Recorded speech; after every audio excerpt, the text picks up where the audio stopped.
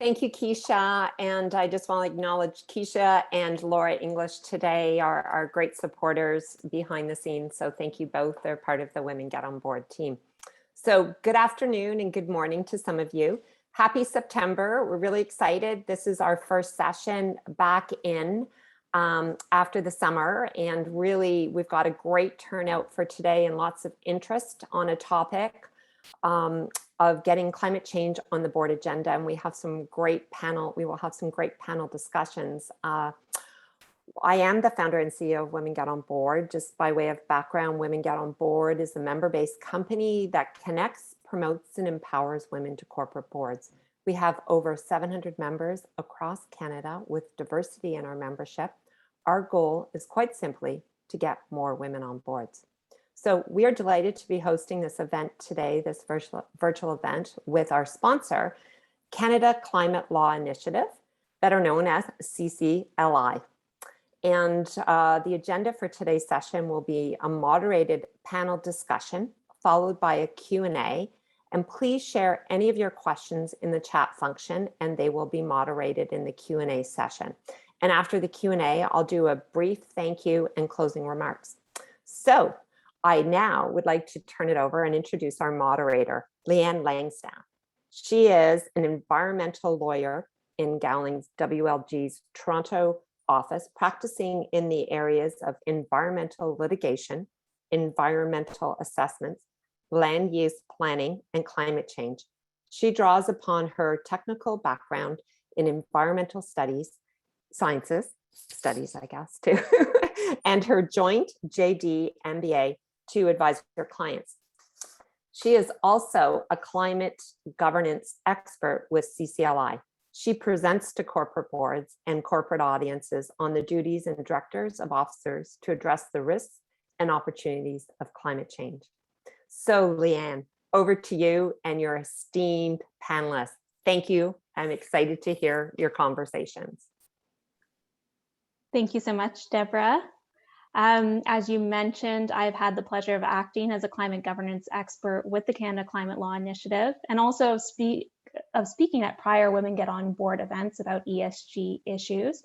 So today I'm really happy to be kind of bringing together two of my favorite organizations to talk about this important issue of getting climate on the board agenda.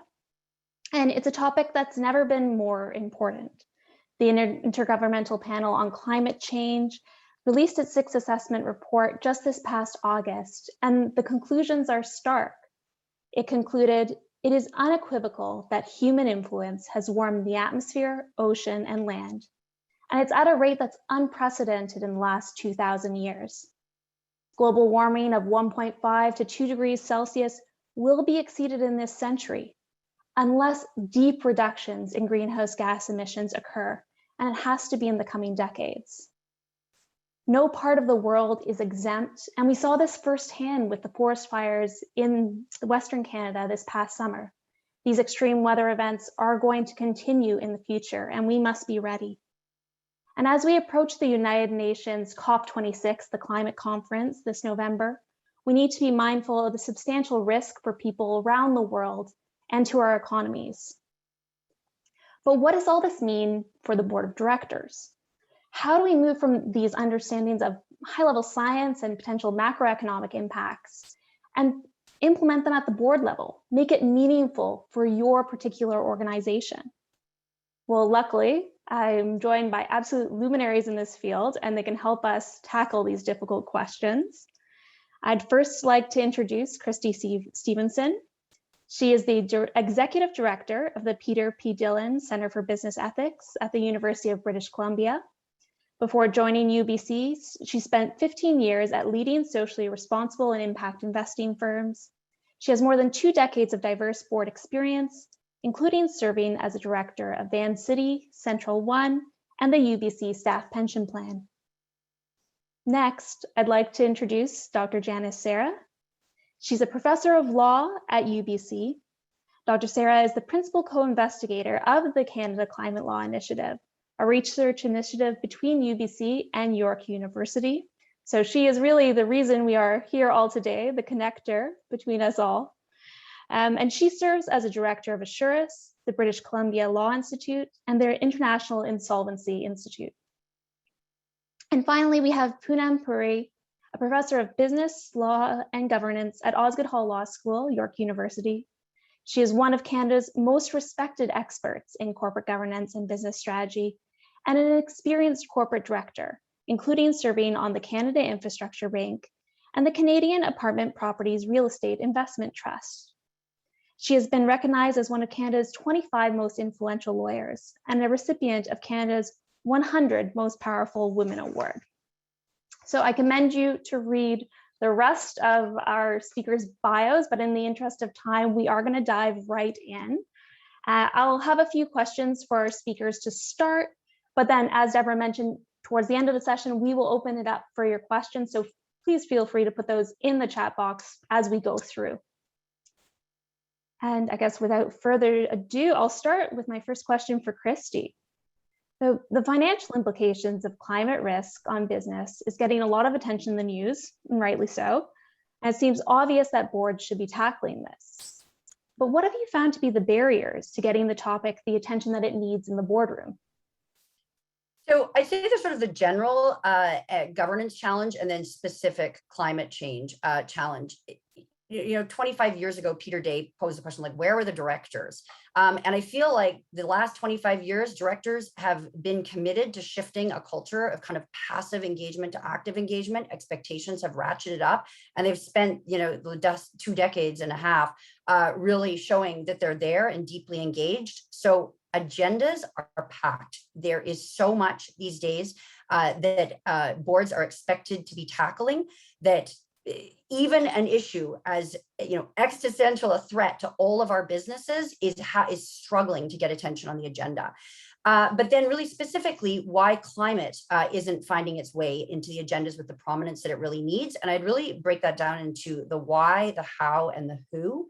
The why is, despite all that we're seeing, there are people that, they've heard the business case or they've had the opportunity to hear the business case, but they're still not really connecting the dots in terms of how drastic these risks and opportunities are for the businesses they provide oversight of. The how is, even those who are convinced of the business case are really struggling to see where it fits in really specific and kind of tangible ways into the board agenda and into committee agendas.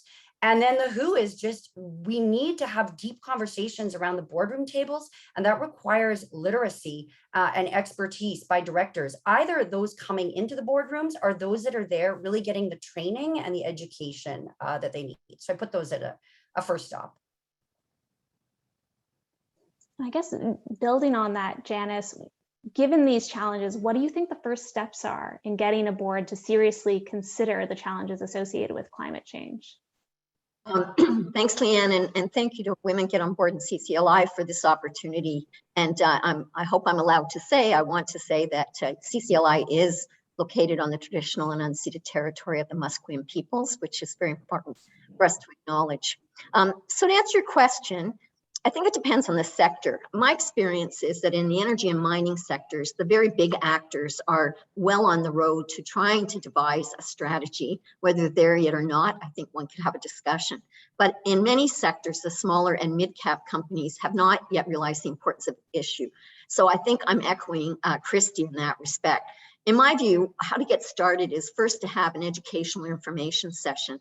And I mean this quite genuinely for exactly what Christie said, and that is often people have not made the connections between the science that they're hearing about all the time, the events, the acute events that they're witnessing all of the time, and what that means for the bottom line of the company, for its financial strategy, its business plan, etc. And so an educational session starts the ball rolling, and whether that's I've found it's been quite successful saying it should be part of a couple of hours of the director's annual meeting in terms of its ongoing professional education, but it can also come at the instigation of, for example, the governance committee or the risk committee. But the idea is to first do a fairly open, non-threatening kind of discussion, which then hopefully spurs some action by saying, okay, we need a lead director on this, or we need management to come back with some ideas about how we're going to tackle an action plan, or how we're going to assess what's specific to our sector. Thanks. Poonam, do you have anything to add about what steps you've taken on boards that you've sat on in the past? Oh, sorry, Poonam, you're on mute. I don't do that very often. I usually keep myself off of mute and everyone can hear me. So I think boards and management teams really need to think strategically about climate change and think about it in relation to, importantly, their customers. What do they need or want? Not just now, but 5 years from now, 10 years from now, 50 years from now. And are you going to be, is your organization going to be a front runner or a laggard? And what are the consequences of either in relation to changes to your product or service lines in the context of climate change? And then I think importantly also, I think boards and corporate management need to have important conversations about what investors are expecting. So institutional investors, but also retail investors, and in particular, slow, long, and patient investors are particularly interested and focused on the impact of climate change. So what are they expecting today? What are they going to be demanding? And what sort of changes are you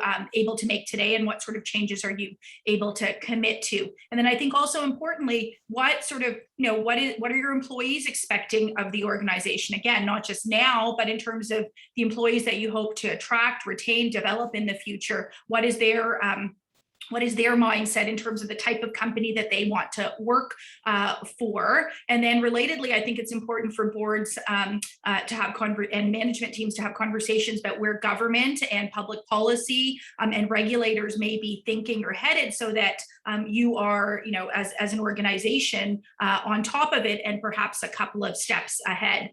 And so thinking about kind of some of the boards that I sit on, I think it's important to recognize for all of us that there's no one size fits all formula, as Janis and Christie have highlighted too, that certain companies and certain industries are ahead of everyone else because that's just the nature of those organizations. And for those industries, there's been more of a focus. So whether that's oil and gas or mining. But I think we need to think about climate change risks and climate change issues across industries. So when I think about a real estate company, they need to look strategically at, both the company in terms of the management and the board. What about renewables? Renewable energy, can they use more of it in their operations? What about reducing water and other waste reduction? And how can they encourage or incentivize residential and commercial tenants to do the same, to the extent it's not within all within the company's control. And then I think, again, for real estate, there are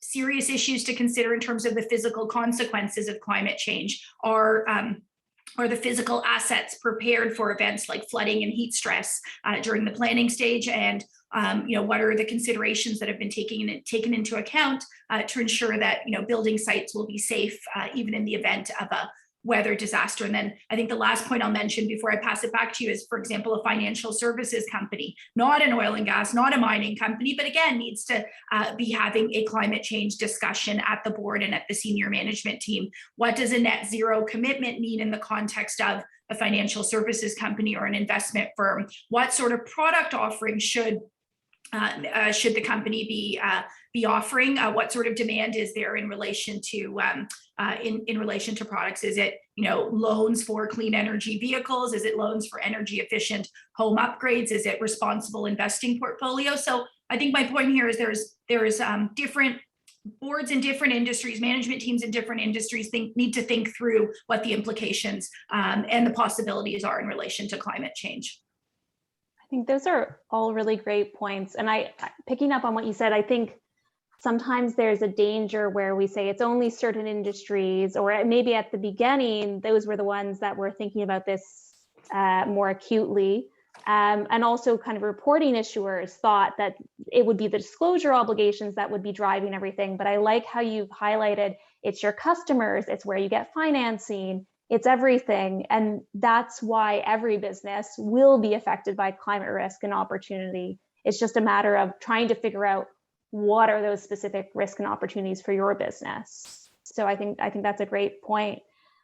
And you were talking also about kind of how the conversation about climate change differs in the boardrooms of mining versus real estate and versus financial services.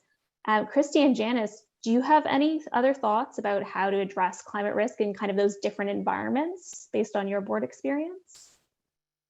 Maybe I can jump in first. I mean, I think, what's important to remember is that a board that hasn't started yet or is at the very beginning of its journey, there are a growing number of resources that are both general and industry specific. And the board can get quite a long ways before it has to decide on what the expenditures are going to be to actually put in place an action plan. And I want to say that up front because sometimes that's not as obvious.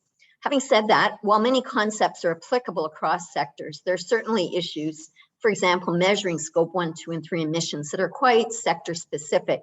Supply chains mean something very different for the retail sector than they mean for construction or mining, et cetera. And so it is important to really drill down and understand what's needed to identify in terms of the material risks, both on the physical and the transition side, and then figuring out if the board has expertise itself, has expertise within the organization, needs to hire that expertise or develop it internally, and then develop the action plan.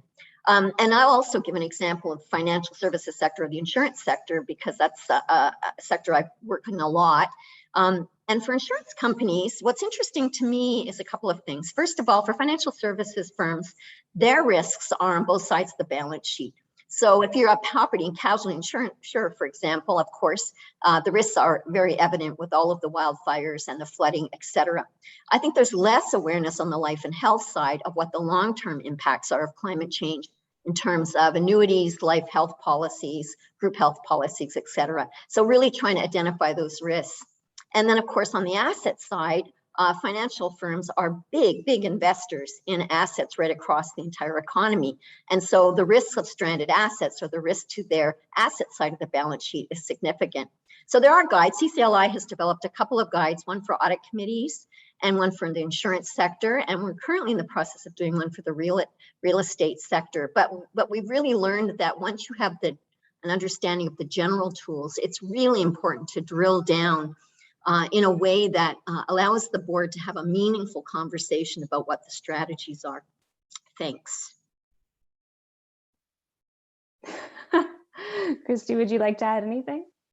Wow, I'm struggling to think what I could say that Janis hasn't covered. But I just, that resonates so profoundly about being exposed on both sides. I sit on a pension plan board, so investor, financial services organization, which is a cooperative, so non-issuer, and then financial services, which is an issuer. And absolutely, you feel like, you've got both those pieces, the exposure on both sides. And just the tiny thing. So she's talked about physical risk and transition risk. And transition always sounds so orderly and like something that we're going to be able to, manage. And what I just live in sort of ultimate fear is these, central bankers talking about the Minsky moment, the sudden and, total collapse of asset prices. And I think, wow, if that kind of talk doesn't get something on your board agenda when you are exposed to those asset prices on either side, I don't know what does. But no, Janis really covered it, I think. Fantastic. And I saw in the chat that CCLI posted 2 of those resources. So if you'd like to look them up, I would commend you to do so. They also, I should mention, CCLI will come to your individual board and kind of tailor a session. We have slides, but then we have slides for different sectors. So if that's something that would be of interest to anyone here, feel free to reach out to any of us after this presentation, and we can tailor something to your board. I guess going back to Christie, in your experience, where should the conversation about climate-related financial risks take place? And have you found it better to start at a committee or with the whole board? Yeah, so I feel like the best place to start is wherever you can start first. And the ideal is to have the conversation everywhere. And there are, some structural realities about where these conversations, where it gets on the agenda within the board or committees, what the nature of the conversation is going to be, what kind of decision making and oversight you're talking about. But there are also, I think it's important to recognize the human dynamics, where within your board, there are folks keen to have these conversations, equipped to have these conversations. But, you know, so obviously when you're looking at bringing it forward as a director and making sure it's on the board agenda, you're really talking about strategy. Where is climate being baked into strategy? What kind of high level commitments is the board signing off on for the company? Execution oversight, you know, how are you ensuring that what you're tracking really is acknowledging climate? And even, you know, for some organizations, purpose, really, you know, is there an opportunity to embed climate considerations into corporate purpose? Within the committees, there's no question, you know, sometimes you've got risk and audit, and sometimes you've got risk audit. But really climate, you know, read Janis's guide, you know, you'll be convinced, you know, baking climate into sort of risk identification and mapping and prioritizing, setting and monitoring risk tolerances and going outside of those lanes. In risk, in terms of risk oversight, really on the risk side. And then of course the audit side, you know, lots of pieces there, but certainly, you know, we're seeing a lot of change in the expectations around reporting, the financials, if you're an issuer, you know, the MD&A sustainability reports, conversations around what needs to be audited in terms of climate and environmental data. With the governance committee, you know, looking at the board and doing assessments of climate capacity of the board, sourcing directors, interviewing prospects, you know, all those pieces that, you know, keeping climate within the governance committee's agenda. Nominations, developing, you know, the priorities for the search, sourcing those directors.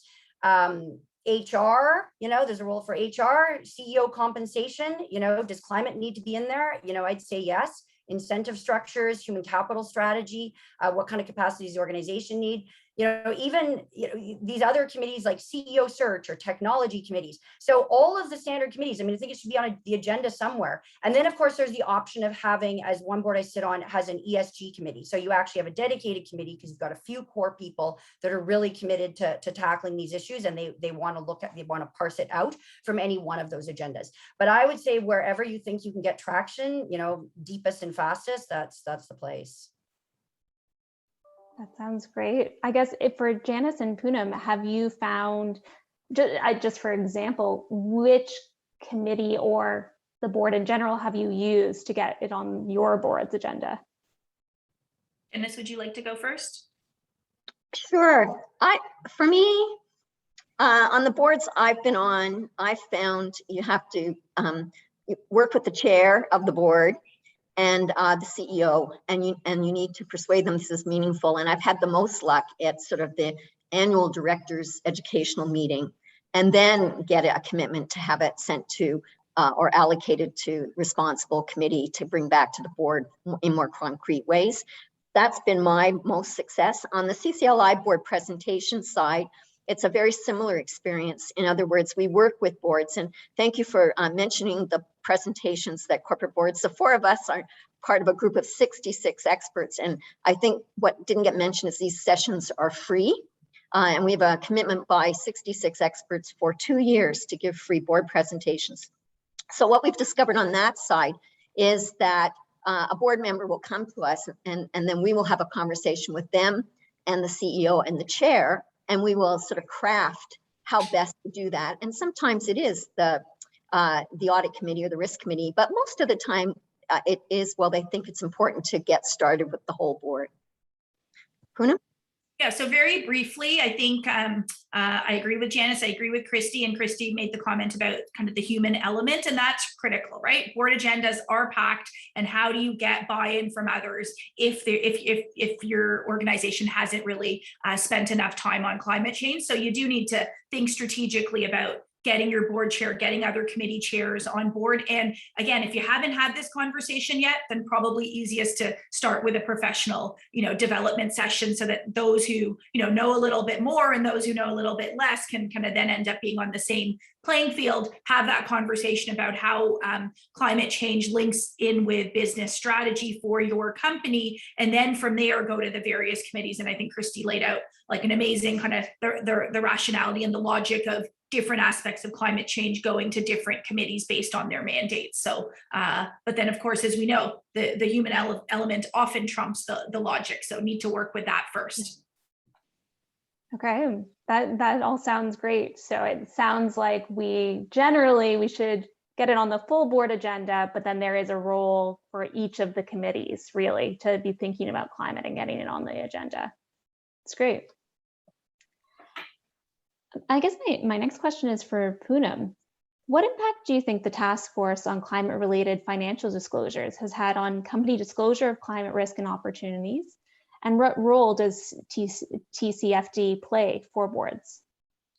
Okay, so that's a great question, a big question, and I think it's really focused on the disclosure. So I think it's a great framework because it provides a framework for companies to make disclosure about climate risk, climate opportunities, and it gives a roadmap and a structure to companies who aren't sure where to start, what disclosure framework to use, what to disclose, what format. And then I think importantly for investors as well as other stakeholders who care about these issues, it allows for comparability, allows for consistency in disclosure and therefore comparability of disclosures that are made by one company as compared to another in an industry. And I some participants on this meeting might have this background, some may not. So let me just step back a touch. In 2017 is when the task force published recommendations for climate-related financial disclosures, and the purpose was, kind of from a public policy perspective, to help safeguard the financial system from climate change shocks. And importantly, the recommendations for disclosure are voluntary, and they're recommended for use. Now, what has the result been? Lots of companies internationally, as well as in Canada, have signed up to support the task force framework for disclosure. And so, when I was looking at the Exxon climate report, it speaks specifically to the core elements of the task force framework. When I was looking at the Royal Bank's specific TCFD disclosures, again, really comprehensive and goes through each aspect of the disclosure framework. Now, interestingly and importantly, I think the task force's recommendations have really kind of increased in legitimacy in Canada because they've been endorsed by the Canadian government's expert panel on sustainable finance. And so that's important for us to know. And then I think also importantly in the 2021 federal budget, the federal government committed to engaging with provinces and territories to make climate disclosures consistent with the task force framework and require all crown corporations to adopt those standards as well. So I think there's lots of support from different channels for companies to make public disclosure. But I think in addition to the disclosure, you don't want to disclose that you're doing nothing. You want to be doing good things. And so there's that piece of it that's important too, which is what do you need to do internally and what do boards need to oversee in terms of changes to strategy on, financial capital allocation, on human capital allocation, on research, on productivity, on infrastructure and so forth. So I think disclosure is absolutely critical, and the task force, I think, plays an important role in terms of their disclosure framework. And it seems like it is helpful that people are kind of coalescing around this one framework because it stops the conversation about how should we disclose it and let's actually get into the meat of it. So I think that is very helpful. I guess going to Christie and Janis, is there anything else that you'd like to add either about TCFD or about the disclosure of climate risk and opportunities generally on boards? Why don't you go first, Christie, on this one? So I spent 15 years as a ESG investment analyst reading these ESG reports. So I have a bit of a love cringe relationship with reporting. I think TCFD has been super positive. I think we were really moving in the direction of so comprehensive around environmental and other ESG reporting that as investors, we were being handed the phone book and really being required to sort out for ourselves what was material, and companies really weren't doing that work so effectively. I think what TCFD has been super effective in doing is being very strategic and also making it clear that we're talking about, high level strategic business drivers, not, sheets of paper that you got your employees to print on both sides and some just incredibly, operational minutia. So I think it's been a really, really positive development. and so relevant to boards as opposed to some of the much more operational disclosures. I do think that we're in such a time of change with reporting in general. I can't even keep up with the news. It's all shaking out sort of in real time. But this is definitely the area, I think, where rightly people have put a lot of faith in the utility of that framework. So maybe I can just add a couple of things that I think Poonam and Christie have been quite comprehensive, but the government has endorsed using TCFD. In June of this year, all the finance ministers of the G7 countries endorsed making it mandatory for companies. So the UK has already moved quite swiftly to implementing mandatory disclosure of TCFD aligned standards.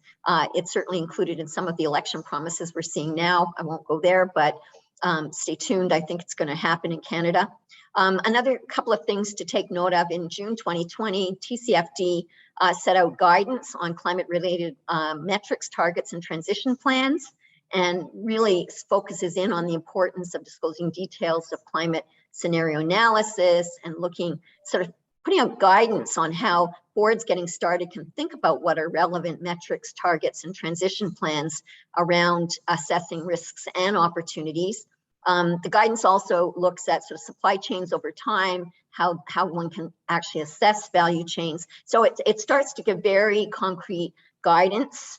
And the other thing the document does, which I found really interesting, is it really drills down on what are financed emissions. So this idea that financial institutions in their lending decisions, in their investment decisions, actually any asset investor should be thinking about what are the financed emissions that they are financing that are obviously contributing to global warming. So I think the bottom line, and there's another one, a technical supplement that came out as part of a July consultation on measuring portfolio alignment. But and I think both of those are published they're on the TCFD website, but they're also on CCLI's website because they have a lot of practical guidance. And I think the important thing is that TCFD hasn't just sat on its laurels with the report in 2017, but it is actually engaged in an ongoing process of developing a whole range of guidance for specific sectors and really trying to identify what are the gaps we still have and how can we assist. And I think the Knowledge Hub is just a wealth of information, all of which is, of course, freely accessible to everybody on this webinar. Thanks. Thank you, Janis. And I guess I wanted to pick up on one thing you mentioned about risks and opportunities being something that we should be disclosing, because I think I started off, unfortunately, with a bit of doom and gloom, but maybe we can get everyone's thoughts about, I guess, how when you put climate on the board agenda, how to think through opportunities as well. I'm happy to go first if that's okay. And I think it's a really important question because there is so much of a sense that that needs to be overcome in terms of, oh, climate change considerations are going to be a cost, they're going to be a drag, they're going to make things more expensive, when in fact, I think there are climate change opportunities. And so it's important to rephrase climate change conversations and be careful about the narrative that we're using, because that's going to have an impact on how likely boards and management teams are to kind of seriously consider these issues. So in terms of climate change opportunities, huge opportunities in terms of clean tech, green buildings, renewables, financial service providers. Many of them that I've been kind of looking at and working with are thinking through green products for their consumers because the demand is there and because they see it as value add for themselves and for the system. So whether it's a bank launching a clean energy vehicle program in terms of financing for e-vehicles or loans for energy efficient upgrades, as I mentioned, or responsible investing portfolios, and wherever you look, those are kind of quite significant now in terms of an emphasis on them. I think the demand is there or will be, and I think companies that think about what their customers kind of need and want or may need and want is going to be really important in terms of taking advantage of those opportunities. I think companies that think about climate change as an opportunity to strengthen their product offering, strengthen their kind of the commitment that they have to their employees will be more competitive, and will be able to be more resilient and and nimble as they move forward. That's a great answer, Poonam. I'm not sure I can add much to that, although I often think of the opportunities conversation. I agree. The sectors you've identified, clean energy, clean tech, et cetera. Canada is poised. We have the knowledge and we have the infrastructure. We need the scaling up of finance, but we have huge, huge potential across practically every sector of the economy. And I think back 18 or 20 months when we all had to pivot our lives from in-person to a virtual world, and all of the accommodations that got made and all of the creative thinking about how we were going to continue to work together nationally and regionally. And I think the opportunities part of climate change is very similar, is that we need to pivot now. We need to think now about how we're going to do all of these things right across issues of water use, energy use, waste, and then where are there markets in the future and what is scaling up. And I can get pretty excited about it. And I think that's a huge part of the conversation. Christie, do you have anything to add? Oh, I thought I was on mute. I pinged. Yeah, I would just add, there's no question. I mean, capital is flowing in that direction. And so I agree. I mean, I think there's huge opportunities. There's huge opportunities in an enormous economic transition, which is what, energy transition is. The other thing is I'm going to tie it in because I'm really embarrassed and feel like I need to squeeze it in somewhere. I'm really embarrassed not to acknowledge that I'm calling in from the traditional, from the territories, the Coast Salish people. And I think that, reconciliation is such an important piece, not for Canadians and the government, but also for companies, and and climate change and environmental elements, are so deeply tied in opportunities with reconciliation. I mean, we have such a heavy extractives capital markets in Canada, and being able to develop ties with Indigenous communities and tap into traditional knowledge and all those pieces. I'm gonna throw that out as well in terms of opportunities, really tying corporate conversations around climate change and Indigenous reconciliation. I think that's a fantastic point. And I think it's something that we talk about a lot at CCLI, is that climate change can be an interconnected risk, but I kind of like that it can be an interconnected opportunity. Addressing climate change can then help you think about the other ESG issues and our obligation to really engage in reconciliation in this country. And actually, I'll throw in one more piece. I work with young people, and they don't want to see the planet go down on their watch, right? They care about these issues, they're concerned about these issues. And when we talk about human capital strategy, really being a company that's part of the solution and not part of the problem, this is a way to attract talent. I mean, there is no question, this is a way to attract the next generation of business leaders to actually be a place that people are really proud to live, and they feel like they can see their company as a place that's really offering hope for the future, and not that they don't want to hand out their business card because they're ashamed of where they work. I think that's a great point, and especially I think in the context of kind of the Great Resignation, as they say, that we're in the midst of COVID gave everyone an opportunity to reflect on their lives and what they want out of them. So I think that's great to mention in order to keep your employees happy. So I guess that is where our formal questions to start off with, but I would love to open up the floor to audience Q&A right now. So I'm just going to check what we have so far in the chat, and I would encourage you to add anything else you'd like us to address.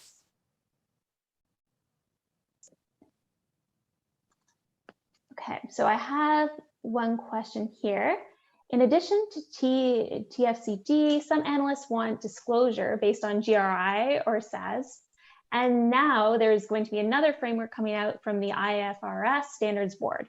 How does a company choose which framework to use given all the confusion on frameworks?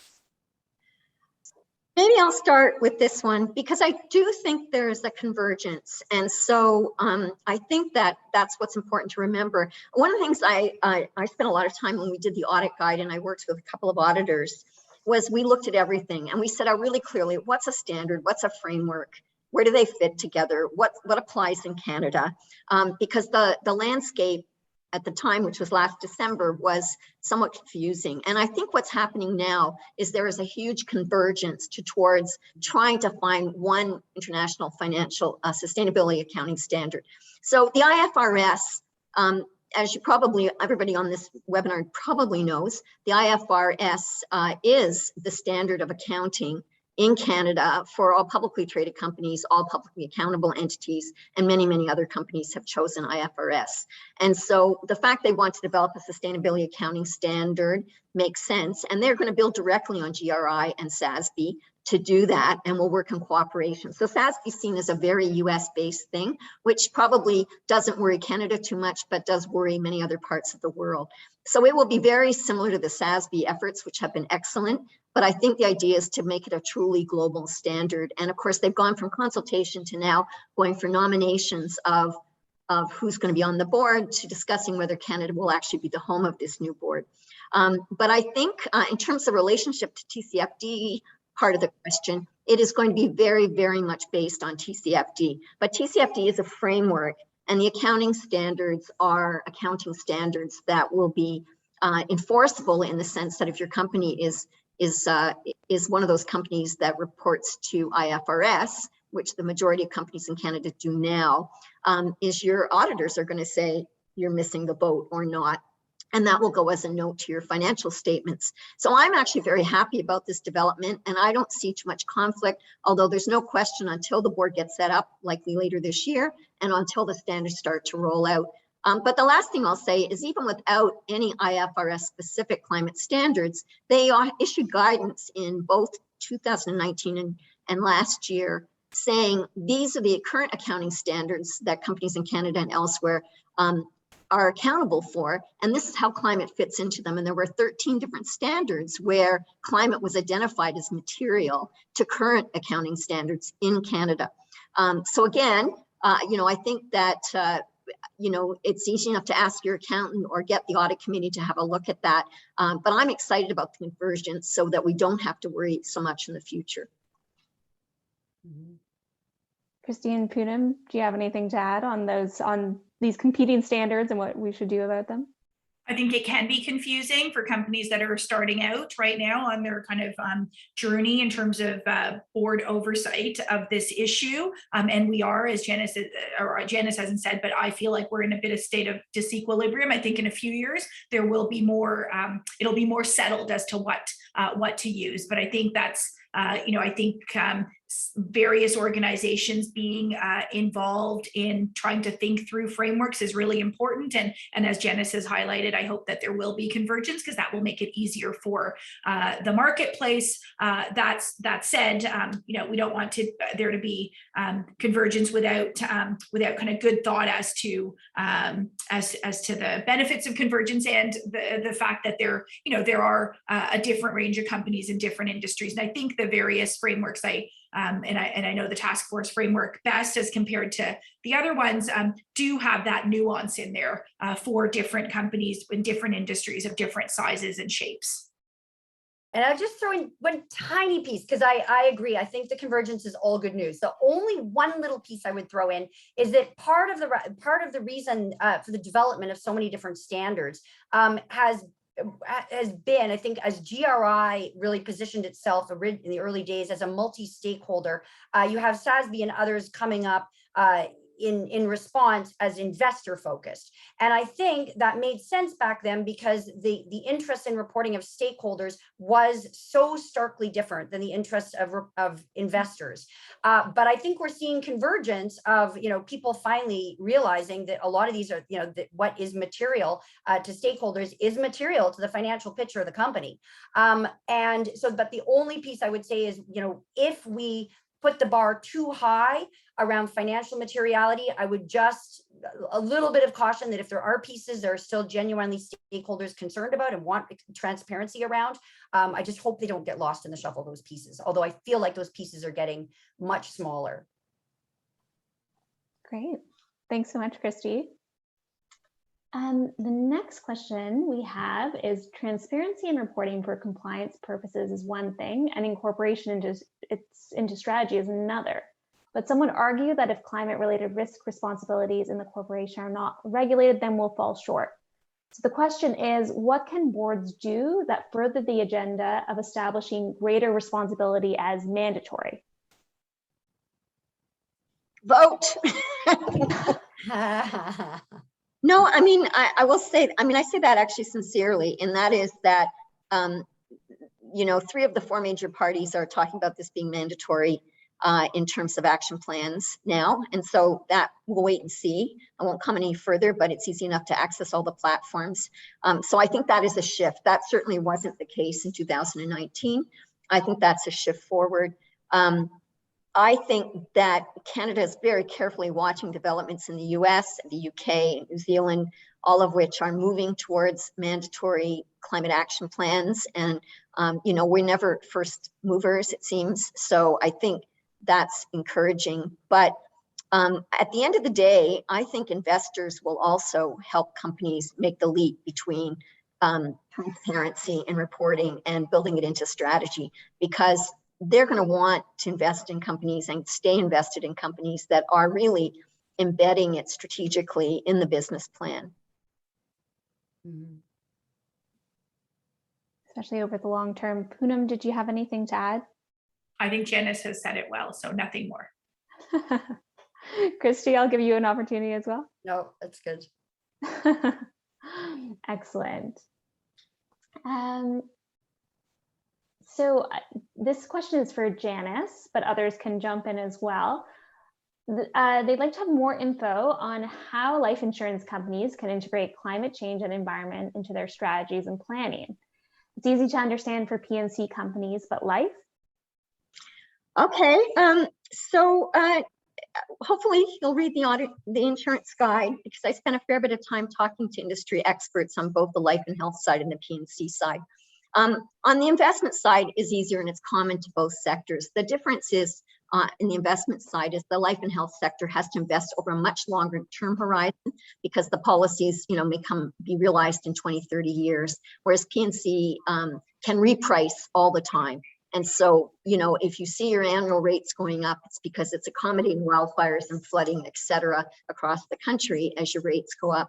But on the investment side, what it means is that the insurance companies have to have a very concrete plan about what investments are sustainable going forward, what are likely to be stranded assets, and are we going to have the assets available to meet the policyholder promise. So that to me is a very critically important, and at this stage for life and health is the big piece of the puzzle. But there's almost no discussion on the liability side yet in the sector, and I think that's wrong, and that's because, of course, we are backstopped by an excellent Medicare system. And so the kinds of issues that other countries have about the rising costs of chronic illness due to climate change haven't yet hit us. However, I think that what we're seeing now is more sustained health issues from sustained heat waves and pollution.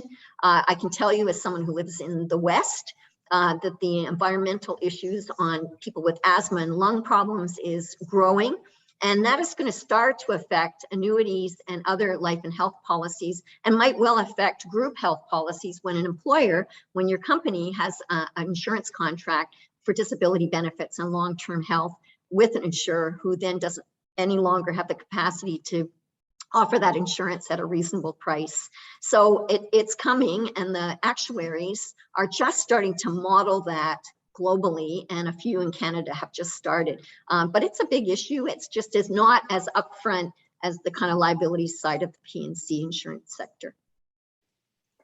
I guess picking up on that, apart from the insurance industry, some of what you're saying about health of employees, I think you'll also see every business experiencing that as a risk, because if your employees now have asthma or are exposed to a higher incidence of Lyme disease, that will affect how productive you are. And if you're losing your best employees for these unforeseen health issues, even if you do have Medicare and they'll be taken care of, you can't be able to incorporate them in your corporation.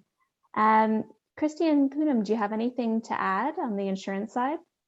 I'm not an expert on insurance, and I won't pretend to be. No, I think Janis covered it super well. And the guide, you know, is just it's just a fantastic resource. So I agree. Do we have any other questions from the audience? I'll give you a few. I'll maybe jump back and answer Yeah. one piece that I didn't answer about the mandatory, since we don't seem to have another question right immediately as people are maybe typing in. Just this notion of moving from voluntary to mandatory, I'm looking in the chat here how it was phrased exactly. Establishing greater responsibility is mandatory. I mean, I think both investors, the best sort of investors, ESG investors certainly are playing an active role in standard settings and working with government to increase standards so there is a level playing field. And same with companies, they really have companies are all involved in government relations and really, raising that bar so that there are excellent mandatory standards around climate related issues or activities. I think there's a huge opportunity which is really untapped often by businesses. There is still more chance for all investors to do what ESG investors have long done, which is really advocate for greater standards across the boards. So I'll just throw that small piece out. I'm happy to add a comment to Christie's last comment on the mandatory piece. I mean, to some extent on disclosure for public companies, we have a mandatory rule, right? Disclose all material information. The task force, other guidance that's provided by securities commissions helps to fill in that kind of what's required in different circumstances. And that can certainly be helpful to market participants so they don't have to think through in the same way as if they had to start from scratch. I think also on mandatory, if you look at corporate law duties for public and private companies, is the duty to exercise due care and the fiduciary duty to act in the best interest of the corporation. And so again, that's a big general lofty principle. And sometimes it's difficult for companies that have so many things to think about to what does that mean in the context of climate change? And as Janis and Christie have highlighted, let's work through what the risks are and let's work through what the opportunities are. So in some ways, we do have the big picture mandatory principles out there already, but it seems like there's some interest in some more granular on the mandatory. And I think I agree with Christie. There's a lot of, apart from government and regulators providing that additional detail on the mandatory, I think there's a lot of pushes coming from institutional investors, apart from customers and employees. And if anyone's been following the ExxonMobil shareholder activism earlier this year, that's a really good example of an activist shareholder, engine number one, getting other institutional investors backing them to say, we're going to change some of the board members on this company so that they have more climate change, climate skills and can actually engage with the issues better. And that's pretty significant. And so it goes back to Christie's comment that she made earlier, boards should be thinking about what their board looks like in terms of identities and experience and background, and do you have enough experience in this area to meaningfully move forward. And then the last point I'll make also on kind of mandatory is, the courts are playing a role, and I appreciate that no one wants to be in court and no one wants kind of litigation as the solution. But, apart from ExxonMobil, what also comes to mind is Royal Dutch Shell, where it was told by a Dutch court that it must reduce its global net carbon emissions by, I think it was 45% in the next 9 or 10 years. So again, showing kind of the courts can be a useful kind of governance mechanism here. Again, we don't want to rely on them, but hopefully they will help to the possibility of litigation will help to convince companies to do better, at least for some of them. And I would just say, I feel like exactly, there's like sort of the carrot and the stick, which is all, voluntary action, but then there is government, setting the terms of engagement, setting the rules. And I really do believe that simply higher standards. We have seen companies lobby governments for lower standards around environmental issues aggressively forever. And investors and ESG investors have really, done their work to try and encourage governments to set higher standards. And I think that, all companies really can be lobbying aggressively to set higher standards. So there is a level playing field, because all, no company is an island. I mean, they're all deeply, embedded in the business ecosystem, and it's fragile. I mean, we're talking about a time of unbelievable fragility. And so having companies really saying, look, we need government to play a role and get brave here and aggressive and set, good, solid, rules and regulations across the boards for around climate. And I think part of it, I just want to agree with both of you. I think part of it is that would give certainty to everyone. So, I mean, if you know there's an underpinning theme of the questions, which is there's this and this, and is there regulation or not? Will it become mandatory or not? I think that uncertainty doesn't help anybody. And so investors can compare sector, company over company, year over year is really important. So companies can measure their own progress, and they can frankly hopefully boast about their innovative actions towards sustainability. I mean, that's the picture we all want to be talking about in a couple of years. Excellent. Well, I see we are coming towards the end, so I will finish with a final question. Do our speakers have any last words or tips for board members about the oversight of climate risk? Kind of final thoughts. Maybe I'll start, because I'm embarrassed to say I think my computer might run out of power. Not in my home location, and so there's no plug here. I just want to say get started. I mean, I think the important thing is take the first steps. And so all of this information and all of the information we've talked about is out there. But I think the important thing is to get started and have the conversation at the board. And believe it or not, any steps are going to be viewed by suppliers, consumers, and the courts as important steps. And so that's my last message. And if I suddenly disappear, my sincerest apologies to everybody. And I would just echo that, if it's the boardroom, it's the boardroom. If it's a committee, then so be it. If it's an education session, great. If it's the water cooler, if it's the board dinner, like just start engaging with your fellow directors and your CEO around these topics, like just get it going. And my turn. So I won't repeat. What I'll say is, and it'll go back to kind of governance 101, I think is really support management in this initiative, prod management in this initiative, but you don't need to take over management's role here. So kind of respecting the important role of the board in terms of overseeing these issues, and management in terms of actually running with them and doing the detailed analysis. Fantastic. Thank you so much. We really appreciate your views today and your insights. And I'm going to pass it over to Deborah to close us out.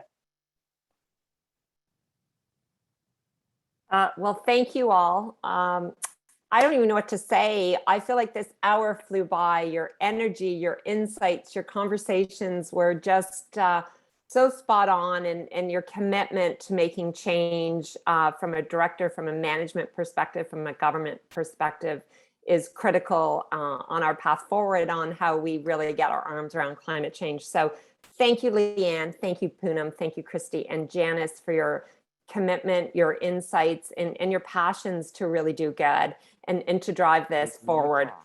What I will say is we would like to thank you, and on behalf of Women Get On Board, we'll be making a donation to our charity partner, which is Dress for Success, the Toronto chapter. So thank you all for your time.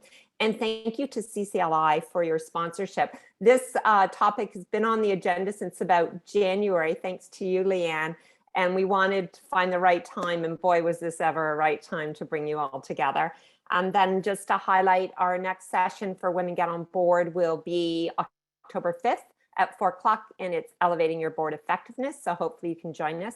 You'll get a follow-on thank you from the session. It'll have a survey. So we really appreciate your feedback. Love to hear what you're thinking. Love to hear about other topics. You will get a recording from this session in the days to follow. So I just want to say thank you all for your time. Stay safe and be well. Thank you. Thank you.